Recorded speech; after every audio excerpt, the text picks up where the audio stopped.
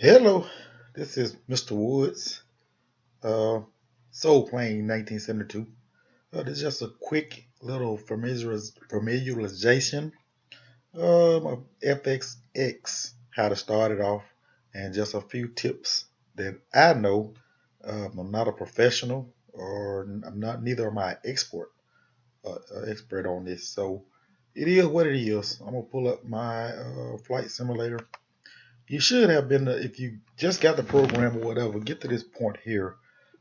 It's just really it's simple. After you get it downloaded and open it, whether you buy the box or whether you buy the Steam edition, it should be similar to the same. Your background in the Steam will not look the same as mine, as I have the box version from, I don't know, 2010, whatever it was. Anyway, just a familiarization. Uh, you can click into change. I got on the CRJ 700 right now.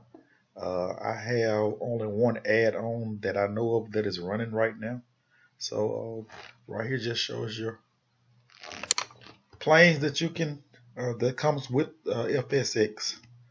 Uh, I got a very slow computer. It's a laptop that I'm actually videoing this off. And just goes down. You might not have these planes because I have Microsoft Flight Simulator Acceleration, as you can see up here. And it's just an add-on. I know that you can download the acceleration part off of the internet. Um, I don't think they sell it. Maybe they do, maybe they don't. It's been a while since I bought that too.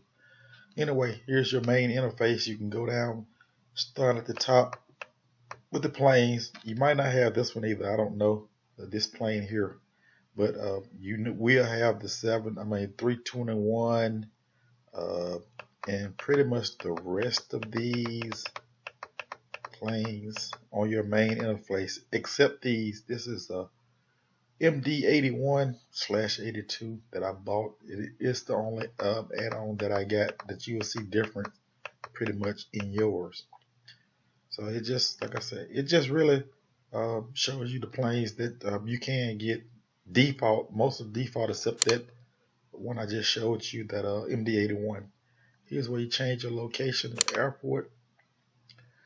You can put all whatever you need to put in here as your airport. Uh, just by, if you don't know the name of your airport, hey, go spell it out. And I can change airports by putting the airport identification code. I'm just gonna put Memphis in here. KLOMEM, and hit the.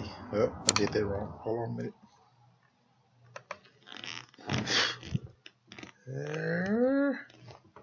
Let's see.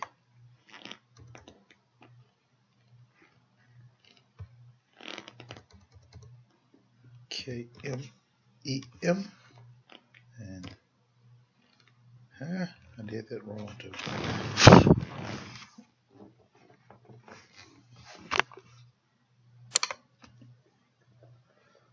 I do it like this. Just put it in at the bottom.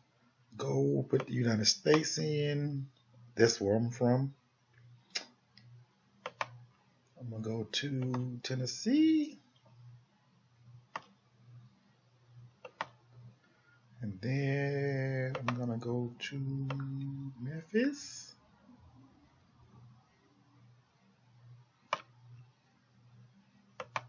And it's gonna find all of Memphis. I'm gonna go to Memphis International. Click that, and it'll change the airport to Memphis. Weather can change it. Fair conditions, all this right here. This is what it is. Real world. If you're on the internet, you can put real world, and it'll update it, which is good sometimes. This is our default, so hey, I don't mess with it. A lot of times I haven't flew and talking to the ATC, as you see a lot of guys on the internet doing. Anyway, I just have weather things and just put fair weather. It will change if you change all of these to whatever you want, heavy snow, whatever you want to do, it'll change it. Okay, so we're just gonna put fair weather. Let's put clear skies. Click OK. Over here, current timer season. Just go what time it is. You can change it by selecting one if you want to do that. Winter, spring, fall, whatever. Usually when it boots up, it's gonna know what day is it. I mean, you know what day and everything it is on it. And then just change that. You want to change your local time, GMT, you can do that. Then you go back to OK. I'm gonna push. I'm gonna change this to.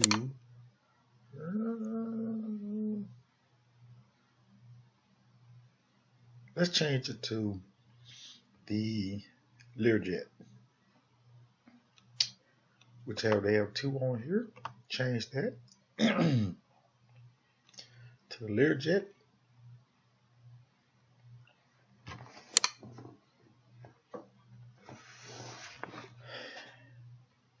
And push flat now.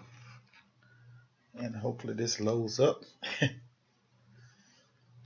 I have a very low end computer that I bought from Walmart, I think. It will fly. It will do pretty good most of the time. I noticed that they have a new one like for $500 that has the i5 processor, a terabyte of memory and all the good stuff in it. But I'm gonna save up and buy my actually a desktop because actually Flight Simulator is the only thing I pretty much is my hobby, becoming a serious hobby of mine. So I'm gonna try to save up and buy a. I'm thinking about the X-Force computer, just the beginner's one. I think it's about $700 or at the most. So I'm gonna try to save up and for that and try to get that one. I have 2 or 3 desktops. They just cannot handle the load, the scenery files, or none of that. It's the old ones that actually came out of Walmart and all that. So I'm gonna save up and get one. Hopefully by as soon as possible. That's like inherit some money really quick. But right now, hey, it's probably gonna be next year's February, March, something like that. Um, and we're gonna try to do it like that. Anyway, this video is just a familiarization. I'm from deep South Mississippi, so I'm trying to. My speech is, southernly. So hey, I hope you still can understand it. If you can't, I'll try to do another video and try to improve my speech recognition, my speech.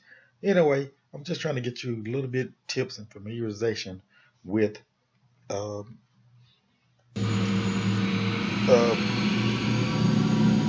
with the program. I had to cut the sounds off because they're probably gonna come off real loud, so I just paused it.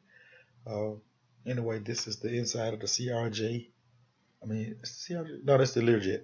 Learjet, and I'm just gonna cycle through the screens. Uh, my computer has to catch up, but this is the default.